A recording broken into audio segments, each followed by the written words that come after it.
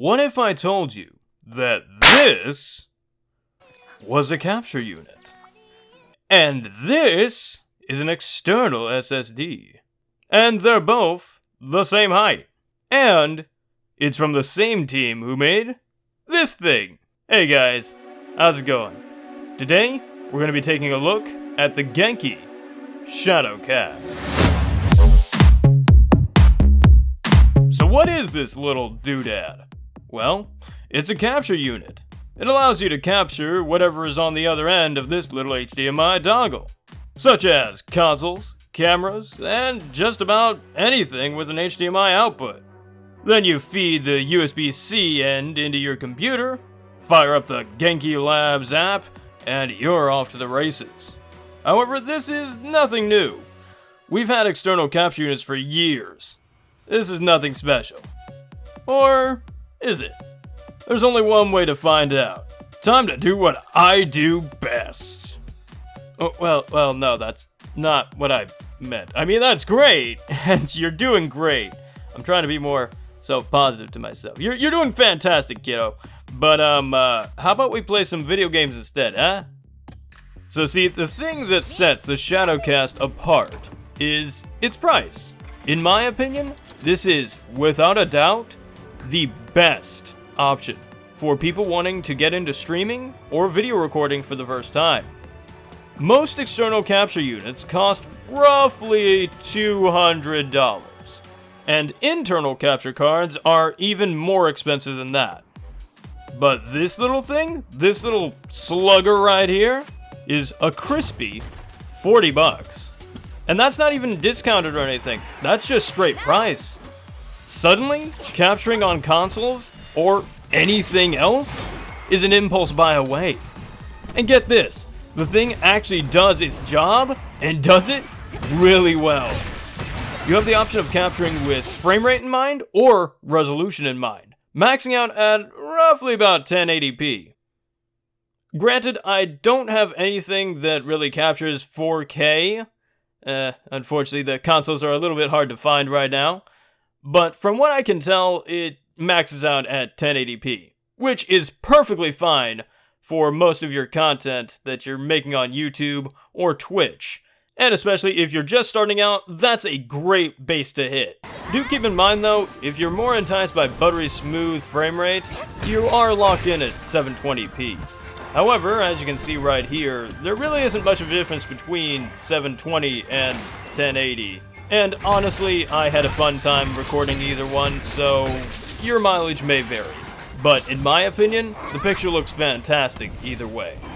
Making this all possible is the Genki Arcade app. This thing is a tad bare bones.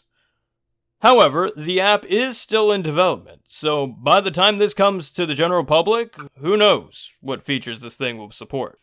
Currently, you have the ability to favor frame rate or resolution, take screenshots, record mic audio with your gameplay, or just record gameplay. The app supports Windows, Mac, and Chrome? That's right, you can capture gameplay from your Chrome browser. That means even a Chromebook can be your gaming computer of choice. But from my testing, the Chrome version doesn't seem to support mobile devices, so the iPad is a no-go. But you can use Sidecar to play games on your iPad screen, or hook it up to a Mac and share your screen to an Apple TV. But do keep in mind, this is going to depend on your internet, so you might not have the most ideal time. In terms of features I would like to see Genki implement into this app, one thing that it desperately needs right now, especially from a content creator standpoint, is the option of recording separate audio channels for your gameplay and your mic audio. Currently, it's all smooshed into one file, and as a content creator, that makes things a little hard. Yes, you can adjust the volume of the game through the Genki app. However, I'd much prefer to do that in post, because if something needs to be raised, I can't really do that in post, as it would also raise my microphone audio in the file. Having separate audio files is a must for any content creator, especially if you're editing gameplay video for YouTube or whatever video platform you're using. That's the only glaring omission I have, and one of my major problems with the app. Otherwise, it's fine enough. It gets the job done, and it's relatively lightweight. Plus, it shows promise, and it's just a few updates away from being just gosh darn perfect. Honestly, I feel like Elgato's HD60S capture software is a little bloated at times, and can be somewhat intimidating for especially newcomers. They've somewhat remedied that with their 4K option, but you can only use that with their internal cards, and it's fine. But again, I feel like Genki can really fine-tune this and make it a great little alternative. And with all that in mind, I gotta say, the Shadowcast is a must-buy, at least in my book. Especially if you're looking to start your content creation career, it's an inexpensive, easy to use, and very high quality little gadget. When all's said and done, just like the Covert doc, Genki's Human Things team have really knocked it out of the park once again. Thank you guys so much for watching. I have been your content producer, Premier Magnus. Do keep in mind that I was not paid or given this product for review by Human Things or Genki's team. I bought this with my own money, and they had no say whatsoever in anything that I produced with it.